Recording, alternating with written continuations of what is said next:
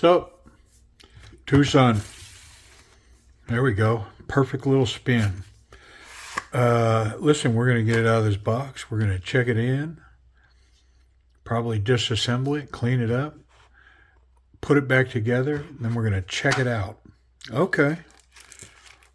All right. Wow. So this, okay.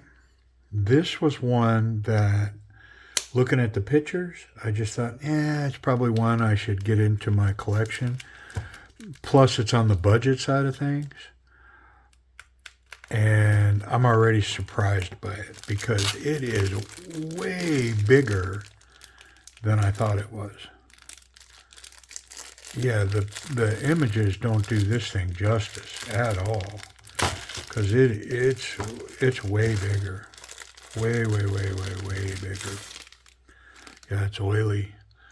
It's got G10, and then it looks like another piece of G10 under it, or maybe that's a steel liner. I'm not sure. We're gonna find out though. Let's put all this mess up.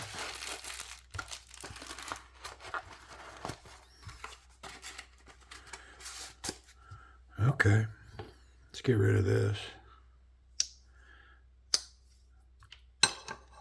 All right, get that initial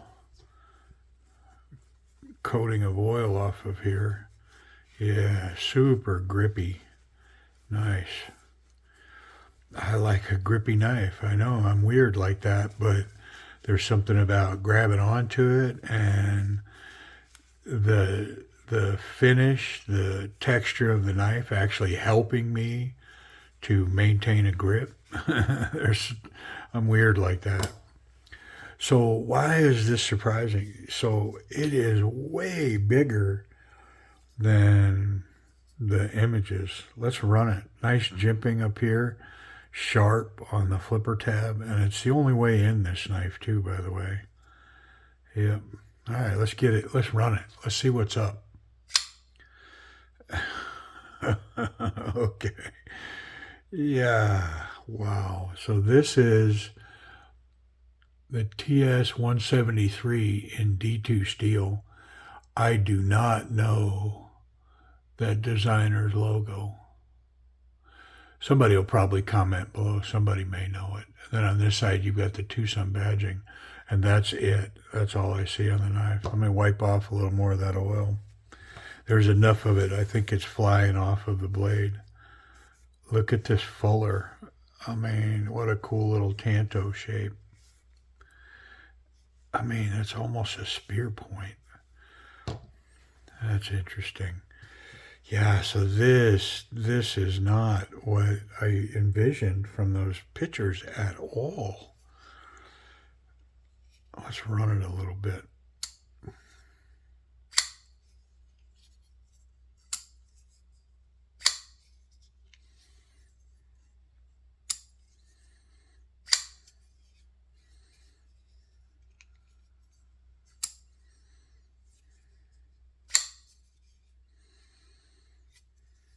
The oil's coming out of it everywhere. So the action's pretty darn solid. And this oddball looking piece, I mean, I think I'm really going to like it. I mean, wow. Right now, I'm just going to say wow. Hey, let's stop fiddling with it. Let's get it. Let's check it in. Come on. Which means I'm going to go ahead and take it apart. There's no Loctite on that. There's some tension on it. I know this one's got to come out, so we'll start there. And I think that's it. Just those two. I mean, I'm feeling something else. So let's take those pocket clip screws out. Yeah, there's got to be a screw underneath there holding all that down, holding it all together. Got T8s in the pocket clip, and ooh, they are tight. At least that one was. with as much oil that was on this thing, all this needs to come off anyways. So I'm going to want to get under them scales, however that is, get all that wiped off. Pretty dirty in there. I mean, I'm gonna venture a guess and say I can improve on that. The pocket clip didn't have to come off. It was just tight on these little spacers.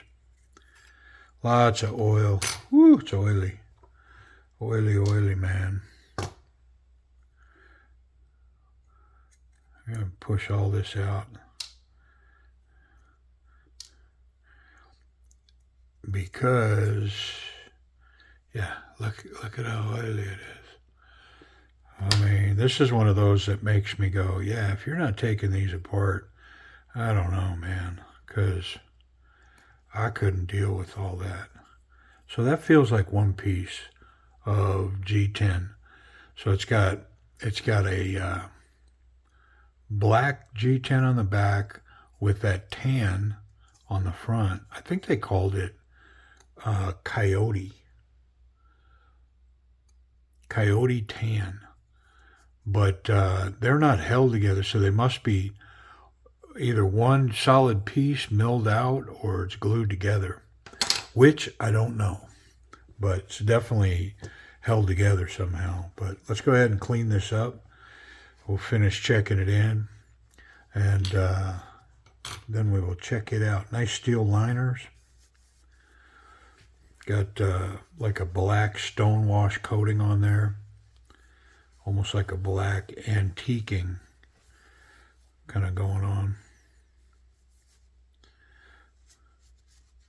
I can see where the washer's trying to run on there and cut its way through that coating, which is always kind of I don't know, it's a controversial thing to me because they could have easily just polished that, put that on a polisher and polish that part out, and then these bearings don't have to cut a path on it, which is going to improve the action of the knife right out of the gate. I will say it's a pretty big time budget knife. Like, budget's $50. This was a lot less than $50. So, I don't know. How much do you expect for well under your limits of a budget knife? So I'm not freaking out that they didn't do it. And I'm okay with those bearings having to cut their way through that, because they will. That action will just get better and better. It'll create a smooth path to run on. But as dirty as this is on the inside, it's got oil everywhere except on the bearings. The bearings are dry. So I'm expecting good things. I think this knife may very well drop shut. Wow, man, everything is super duper oily, except the bearings.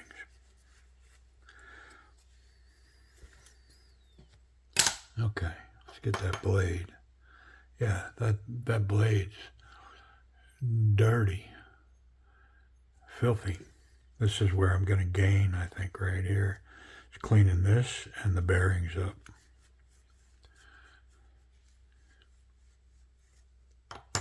Almost there, y'all.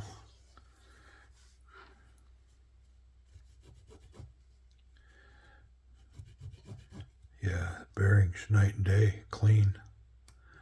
It was dirty. Now, most likely had somebody swab some grease or something on that. And that's what all that was. But I'm expecting big things. I think when this gets back together, it's going to run pretty good. Okay, let's put it back together.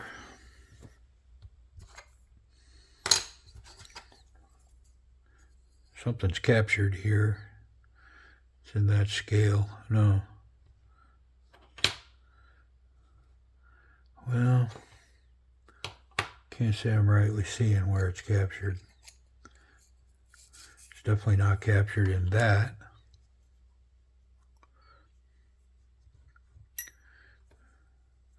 Lots of relief milling too, keep the weight down.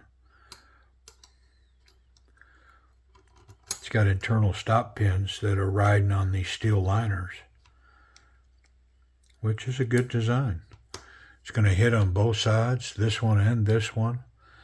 So, I mean, nice built-in stop. I don't see the detent, so I'm going to say taint one.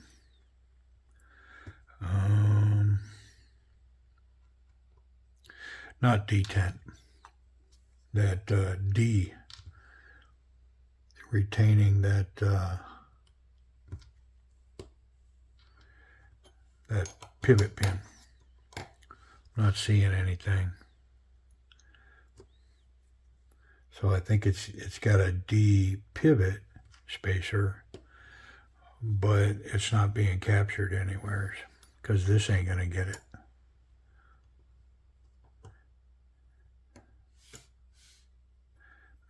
I got some pins I gotta put in.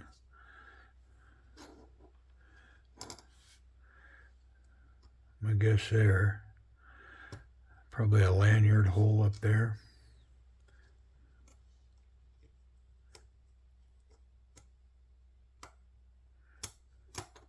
Okay. Yeah, I was really getting ahead of myself there, wasn't I? It's all right. We're caught up now.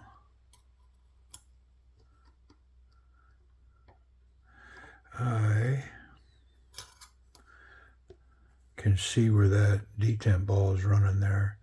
So I'm going to just put a little dab on that ball.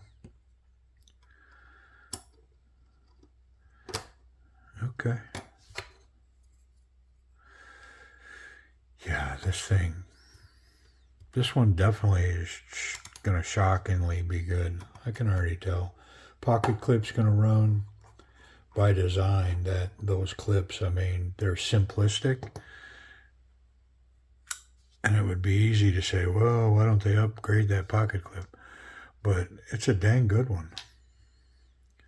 I mean, it's going to run well. You can really put tension on it to hold it solid in the pocket, and they just work. Now, I have snagged a few of these. And when they snap, you can bend them. So there's that.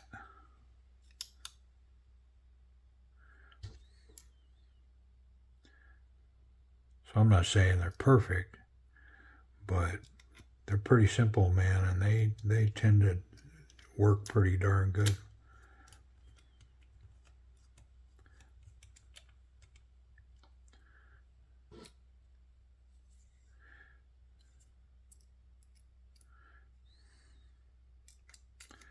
All right, last screw.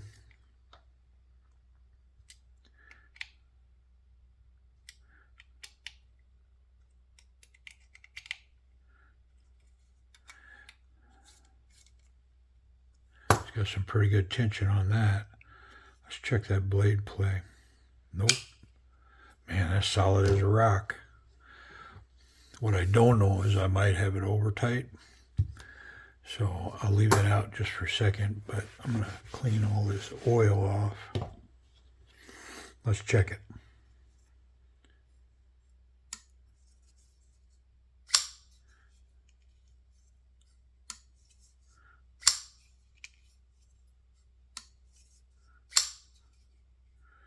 Yeah, it's pretty darn solid. Let me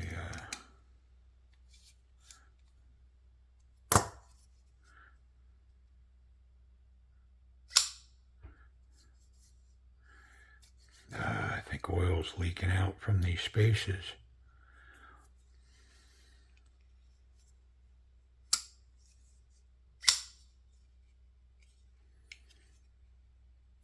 Let's go with that right there. Okay. One final wipe down. I think oil might be coming out of these milled spaces.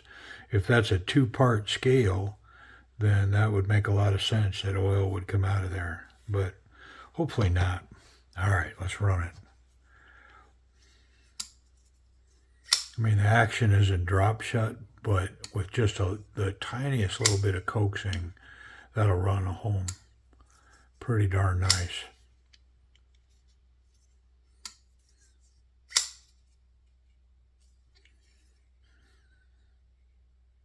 Yeah, it's still solid. So yeah, the action's awesome. I mean, it's only got one way to open it. It's about 40% lockup. Yeah, about 40%, but really solid. Very nice. I'd say I'd try that fuller, but there ain't no using that. So it's kind of just a design feature. Let's talk about ergonomics. So the shape of this, it's like sort of like a sway back, but it's like reversed, I think. I mean, yeah, I'm not. Nice tension on that pocket clip. That's going to run really well. But super comfortable in the hand. I mean, just the way that comes around. The pocket clip just gets noticed down there. It's noticed, but it's not sharp. And this is really a confident grip. So I'm going to come out here and say this is just shy of being like super confident. Very confident though. And intimidating blade, pokey. Oh, really pokey. I mean, playing around, and I felt that, man. That is like needle sharp on the end of that thing. Good for them. Yeah, so the ergonomics on this are just these cutouts, the actual G10 itself. It's got nice texture on it, and so very grippy. Super nice grip. Let's run that pocket clip. Man, yeah, this one's kind of surprising. It was a big time budget knife, and I just thought, well, let's get it in the collection. The price is right. So that cleared the thick material, and then it sprung really tight, and so really nice and deep, just a little bit sticking out there. Doesn't really tell a story, but that clip against that G10 and those cutouts, man, wherever you put this thing, it's going to be there when you want it. It's not going anywhere here either. Yeah, on the jean size material, definitely on this thick material. And then in that back right pocket with the seams, the way that I like to carry, yeah, really grippy. So, I mean, that's a win. Yeah, the pocket clip's wonderful. It's going to be exactly where you put it when you want it. Let's talk about safety. The only concern I have is right there, because that tip, there's no way I can get to that. I guess that can't be for a lanyard. I'm thinking that might have been an afterthought just to protect that tip, because that's what it's doing. It's protecting that tip in there. And so they built the scale to protect it. But yeah, there's no lanyard going on this knife. But yeah, that back, let's find out. It's going to be up here. Nope, all good. So the pocket clip's good, super strong, no contact on the tip, and I do think that was an afterthought. But kudos to them to check it and go, hey, we got to do something there. And they just modified the scales a little bit to cover for it. Yeah. Cool. All right. So again, TS 173 and D2. I don't know if this is an older model 173 or it's one that they've slid into an older slot. I'm not really sure. Is it sharp? Let's check that. Yeah. I'm always impressed how Tucson does such a good job sharpening such thick stock. Like that's got to be pretty thick behind that edge, man. I mean, it's got a flat grind, but look how thick it's starting out. And they got that thing sharp as a razor. I want to check this top one.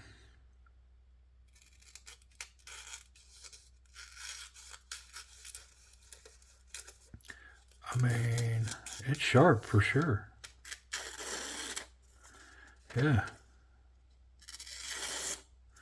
And that point, I mean, it doesn't take anything to pierce that paper. Very sharp. I like it.